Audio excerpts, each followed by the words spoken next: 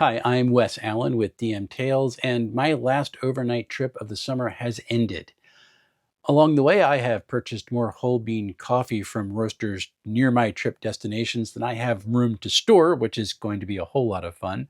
It's also going to rain all week, but the other day I got out for coffee and uninterrupted reading, which was marvelous.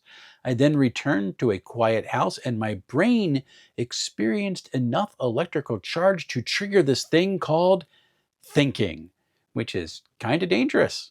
These are some random TTRPG thoughts. Let's roll it.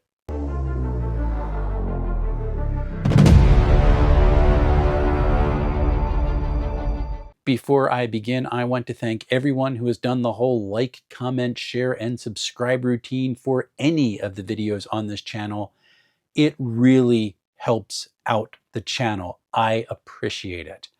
I also want to shout out my coffee contributors who support this channel out of the kindness of their hearts. If you'd like to contribute to caffeination for DM Tales, the link, well, that's right over there.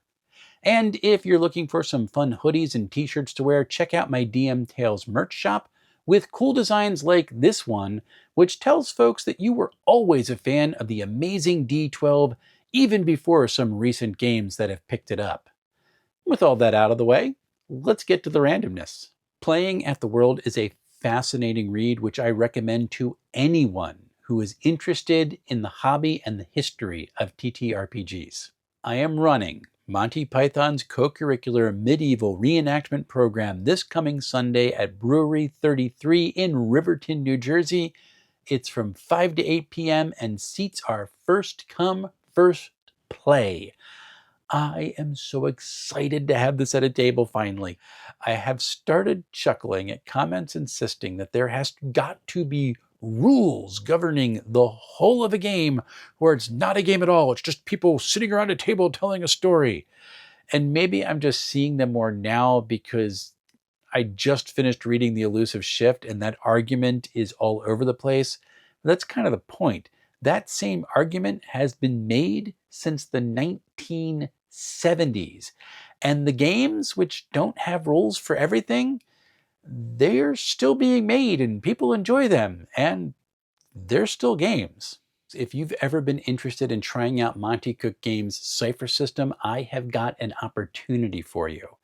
The folks at the largest Cypher system fan community, Cypher Unlimited, are hosting their annual online convention, CypherCon, September 18th through 20th, and there are still plenty of seats for you to join in the fun.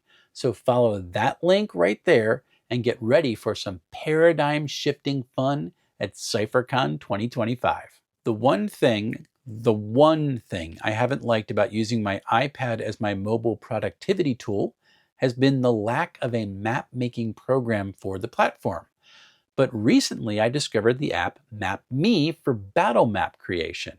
It even has pencil support and is able to import Dungeon Draft asset packs. I am going to be playing around with this and look forward to at least a first look soon. One downside, it is subscription for some of the more advanced features, but it's really, really cool. So this past weekend, I was in Gettysburg, PA, and I saw a person wearing a shirt which read, "We the People." Fine. That's part of our heritage. Great. But then underneath it, it had the numbers emblazoned 1776, and that just confused me enough that it gave me a headache, because I'm not sure when I see shirts like that the people even are aware that these are not the same thing. I also have to say that I saw someone wearing an Alligator Alcatraz mega shirt hanging out with someone wearing a Bible Church shirt the next day. And I'm really cynical, but I can admit that I have no idea why those folks were sitting together. It could be that the Bible Church guy was trying to inform the cultist that he was in a cult which worshipped cruelty and he probably should step away from it.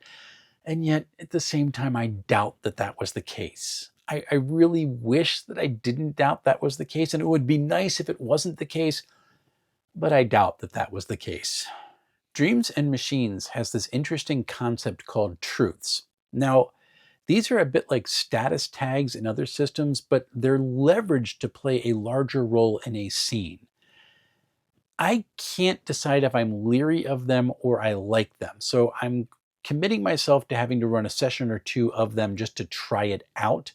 And I do have to say that I do appreciate how these can be used as narrative effects first, which only affect the mechanics of the game by adding this thing called threat for the GM to use at some point. It can really just grow as this pile in front of the players who are freaking out a little bit. That's something I can appreciate. I got invited to be part of a live stream at the end of this month, which is always a very cool invitation. And the invitation I got was made with the statement, "Hey loser, what are you doing on insert date here?" And the fact that this contact felt comfortable enough with me to start a conversation like that is something I cherish. Because it's the type of familiarity that you have to build in order to be authentic. And for the record, I responded, I don't know, being a loser, I guess. Why? I'll be running Sentinel Comics RPG at Gamehole Con at 1 p.m. on Friday, to be exact. I am a tad nervous, to tell you the truth, because this is a major con, and I get freaked out anytime I run a convention game because I don't think I'm qualified. Streamlined Superheroes has inspired me to create some action scenes for my superhero games, which are focused only on interacting with non-villain NPCs. So you have things like inquisitive reporters, fans wanting autographs, hecklers, or even local authorities who are demanding who's responsible for all the mess. They would become the foils for the heroes in those scenes.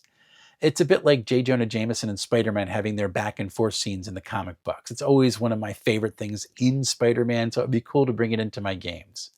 Now, in Streamlined Superheroes, it could be a matter of hitting the structural points of the scene to navigate it successfully, and then failing to do so will have some kind of trigger consequences moving forward. In Sentinel Comics RPG, they would be easier to represent because they would just become obstacles which need to have the overcome actions taken against them to bypass.